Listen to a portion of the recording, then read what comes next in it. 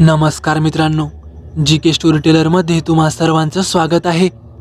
तर मी आज पुन्हा एकदा घेऊन आलोय खास तुमच्यासाठी एक चित्तथरारक असा अनुभव। आतापर्यंत तुम्ही आपल्या चॅनलला सबस्क्राईब केलं नसेल तर नक्कीच सबस्क्राईब करा, जेणेकरून भविष्यात येणारे व्हिडिओज मी आपल्यापर्यंत पोहोचवू शकेन। तर चला जास्त वेळ न घेता आजच्या भयानक अशा अनुभवाला सुरुवात करूया। एका थंड हिवाळ्याच्या रात्री किरण आपल्या गावी परतत होता। त्याचे गाव एका घनदाट जंगलाच्या बाजूला होते। तिथे रस्त्यावर दिवेही नव्हते। रात्रीच्या अंधारात फक्त चंद्राची अस्पष्ट प्रकाश किरणे झाडांमधून चमकत होती। जाता जाता गावाच्या थोडा आधीच त्याच्या गाडीचा टायर पंक्चर झाला। आजूबाजूला कुणीही नव्हतं। तो निर्मनुष्य रस्ता आणि जंगलातल्या रातकिड्यांची किरकिर व आजूबाजूला झाडांची सळसळ एवढंच त्याच्या सोबतीला होतं। त्याने जरा कान देऊन ऐकलं तर दुरून येणारा कोणाचा तरी दबलेला श्वास त्याला ऐकू येत होता। किरणने मोबाईल बाहेर काढला, पण नेटवर्कही नव्हतं। आता गावात मेकॅनिकही मिळणार नाही, म्हणून तो गाडीतून उतरून टायर बदलायला लागला। तेवढ्यात त्याला वाटलं कुणीतरी त्याच्याकडेच बघतंय की काय। तो मागे वळाला, पण तिथे फक्त झाडांच्या सावल्या हलताना दिसत होत्या। त्याने झपाट्याने टायर बदलला आणि लगोलग गाडीत बसला। पण त्याने जसेच हेडलाईट चालू केले त्याला धडकीच भरली।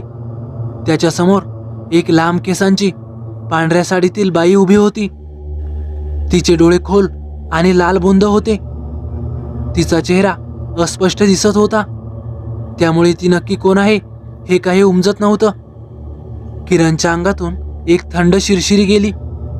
त्याने घाईने गाडी रिव्हर्स केली, पण तो मागे पाहतो तोच ती बाई त्याच्या गाडीच्या मागच्या काचेतही दिसली। आता मात्र त्याला कळून चुकलं होतं की आपण नक्कीच एखाद्या मोठ्या संकटात सापडलोय।